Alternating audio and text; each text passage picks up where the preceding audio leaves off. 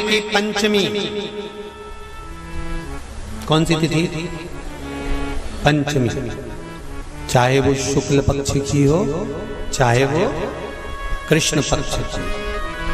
श्रावण महीने की पंचमी के दिन शंकर भगवान पर जिस जिस परिवार के व्यक्ति का कांवड़ जल हमने बताया है आपको, जरूरी नहीं है कि डंडा बांधकर 2 कावड़ के जल के लोटे लेकर जाओ, आप अपने हाथ में भी 2 पात्र लेकर जा सकते हैं।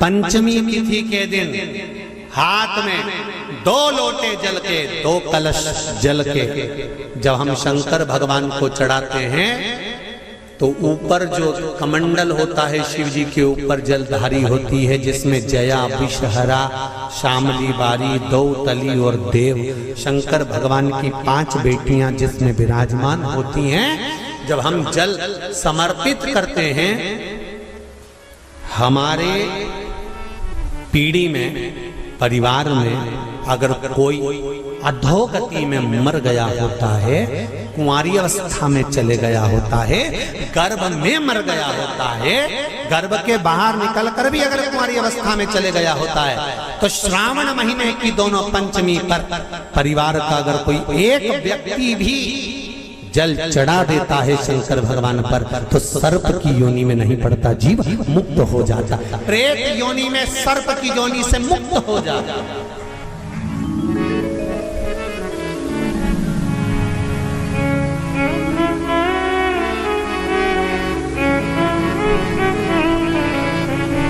महाराज, हमारे यहाँ सांपों की पूजन कौन से दिन होती है, कौन सी तिथि में करते हैं? जम के बोलो जरा। नाग पंचमी।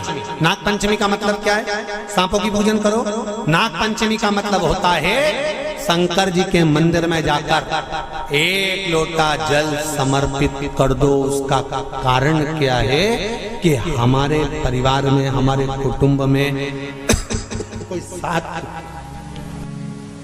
कुटुंब में, परिवार में कोई 7 पीढ़ी के अंतर्गत भी अगर कोई जीव तड़प रहा होता है, पड़ा हुआ होता है, उसकी मुक्ति नहीं होती है, तो पंचमी का चढ़ा हुआ जल उस जीव को प्राप्त हो जाता है और वो जीव तर जाता है, उसका फिर जन्म नहीं होता, वो तर,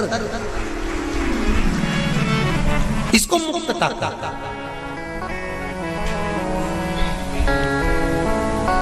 इसको मोक्ष का कहता है।